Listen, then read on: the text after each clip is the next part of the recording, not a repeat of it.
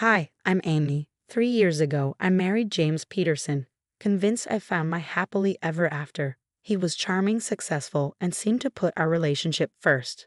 Sure, he had an ex-wife, Amanda, but that's normal at our age, right? What wasn't normal was how his friends still treated her like a permanent member of the group. Babe, they were friends with her first, James would say whenever I brought it up. I tried to be understanding. Really, I did. I even endured their monthly game nights, where Amanda would hold court, reminiscing about the good old days while I sat there feeling like a stranger. But today was supposed to be different, special. My sister Anna had just gotten engaged to Mike, the sweetest lawyer you'll ever meet. And I had my own news. I was 8 weeks pregnant. We planned a big family dinner to celebrate both milestones. Everyone was coming, my parents, Anna and Mike. Even James's parents were flying in. 3 hours before dinner, I got a text from James. Emergency at work, honey. Johnson accounts falling apart. Rain check. I stared at my phone in disbelief as Anna helped me set the table. He's bailing today. Of all days? I asked, trying to keep my voice steady. Anna paused, her engagement ring catching a light. She grabbed my phone. Something's not right, Amy. I tried calling James, but it went straight to voicemail. I sent more texts. Nothing. Then Mike walked in, his expression uneasy. You need to see this, he said, pulling out his phone. There it was, a fresh Instagram post from Tommy, James's best friend. The photo showed my husband at Litig Bistro, our special date night spot, with his arm around Amanda. The caption, celebrating Amanda's birthday. Anna's eyes narrowed, her fists clenched. I'm going to kill him, she hissed. Mike placed a calming hand on her shoulder. No, we're going to be smart about this, he said, his lawyer instincts kicking in. Document everything. Screenshots, timestamps, witnesses. Emmy, how much do you know about your joint accounts? The room spun. All those work emergencies James had over the past year replayed in my mind like a highlight reel of red flags. Anna pulled me into a tight hug. Change of plans, she said firmly. We're still having dinner, but now it's a strategy session. Nobody messes with my sister. My phone buzzed again. Another Instagram notification. This time, Amanda had posted, best birthday ever with my forever friend. Some people just get you. James's smile in the photo was the same one he wore at our wedding. I stood up straighter, one hand on my still flat stomach. You know what? I said. Anna's right. Let's have dinner. I'm done being the understanding wife.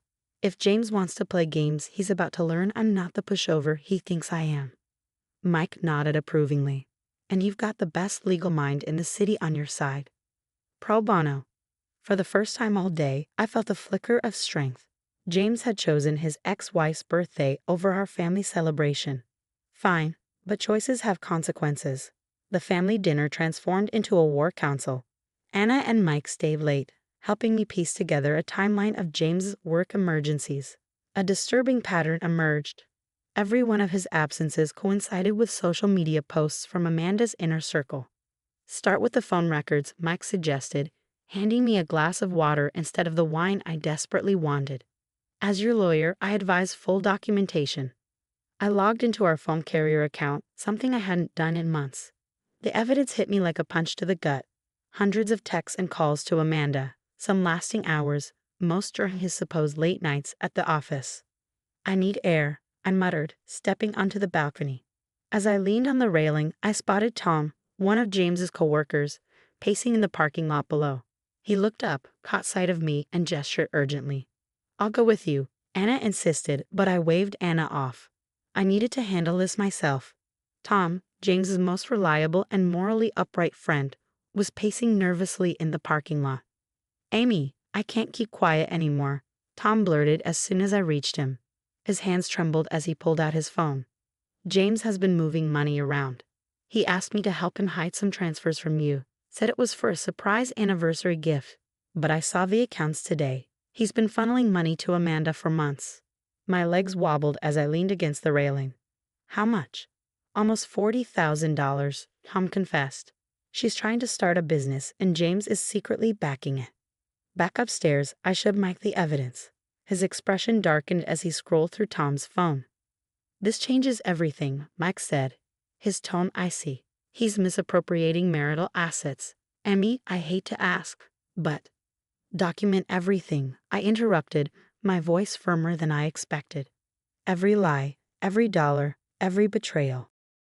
As if on cue, James walked in, a casual smile plastered on his face. Oh, still having family time, he quipped, but his eyes darted nervously to Mike and Anna. Sorry about earlier, honey. The Johnson account was at Leated Bistro. I finished coldly. Funny, it looked more like Amanda's birthday party. James's face darkened. You're spying on me now. This is exactly why I needed space. You're so clingy, so desperate to control everything. And Amanda understands, I shot back. How to spend $40,000 of our money. The color drained from his face, only to be replaced by a furious red. You've been going through my private accounts? That's illegal. He turned to Mike. You're a lawyer. Tell her she can't. Community property state. Mike cut in coolly. Joint accounts. Want to try again. James shifted tactics, his voice softening. Baby, you're overreacting. Amanda needed help with her dream, and I. What about my dreams, James? I snapped. What about our family? My hand instinctively moved to my stomach, but I stopped short. He didn't deserve to know. Not anymore. If you paid more attention to me instead of obsessing over Amanda. Anna stepped forward, but I held up a hand. No, let him finish. I want to hear exactly how this is my fault. James sputtered, his anger dissolving into frustration. Finally, he stormed out, slamming the door behind him. Seconds later, my phone buzzed with a text. You're making a big mistake. I can explain everything. Forward that to me, Mike said quietly. He glanced up at me. Amy, tomorrow we go nuclear. The next morning, Mike's law office became our war room. Anna brought coffee while I forwarded every email, text, and bank statement I could find. The deeper we dug, the worse it got. James didn't just funnel $40,000, Mike said grimly, scrolling through bank records. He's drained almost $90,000 from your joint savings account, small transfers to different LLCs. But they all trace back to Amanda's new business venture. My phone buzzed again, this time from an unknown number. Amy, this is David, Amanda's husband. We need to talk. 20 minutes later, David sat across from us, his face pale and drawn. I found the business plans on Amanda's laptop, he admitted. She's opening a chain of boutique fitness studios, with James as her silent partner. They've been planning this for over a year. Did you know about their relationship? I asked quietly.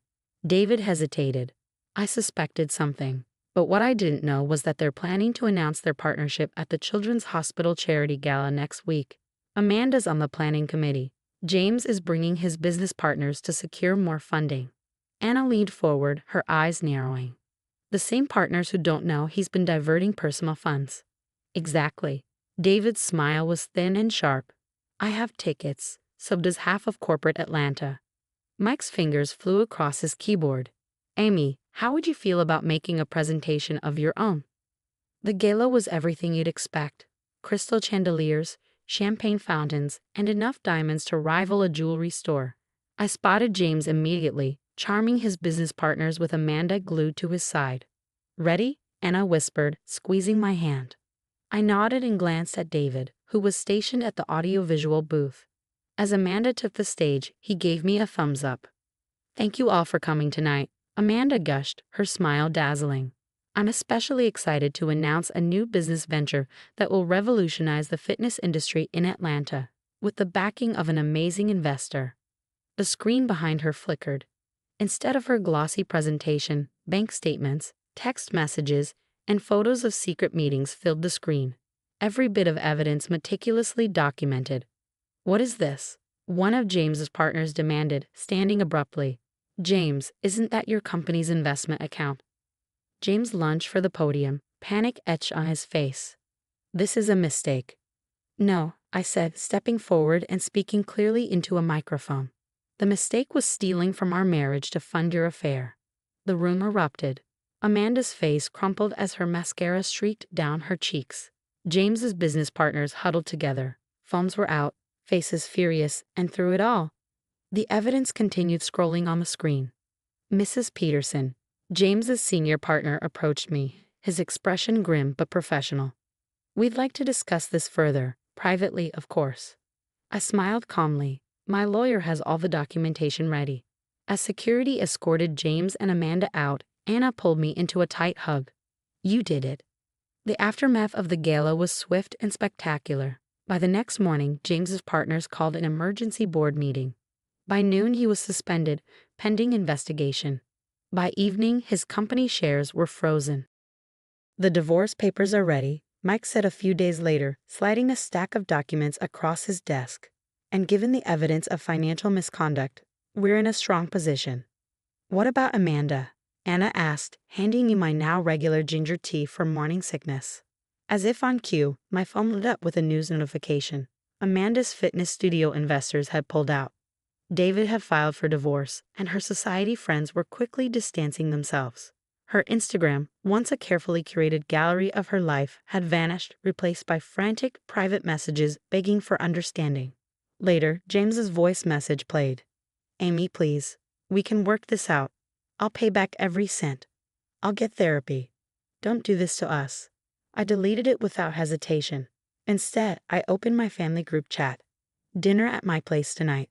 I have news to share, properly this time. The dining room felt different now. No more photos of James and me. No souvenirs from our trips. Just fresh flowers, soft lighting, and the warm sounds of my family arriving. 3 months later, the divorce was final. James' reputation was in ruins. No company would touch him after the financial scandal. He ended up taking a low-level job in another state.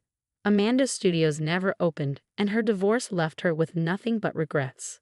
As for me, I'm sitting in my new nursery, the walls painted a soft yellow, my choice, not James's.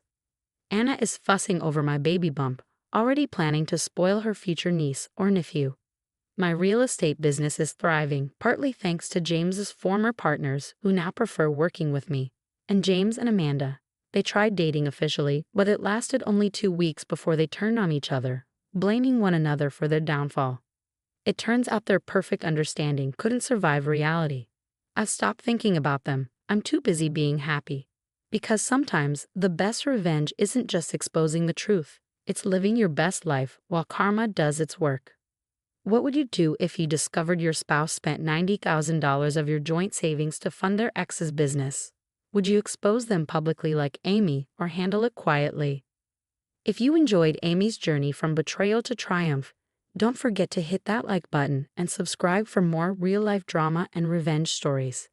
Sometimes the best revenge isn't about getting even, it's about getting better.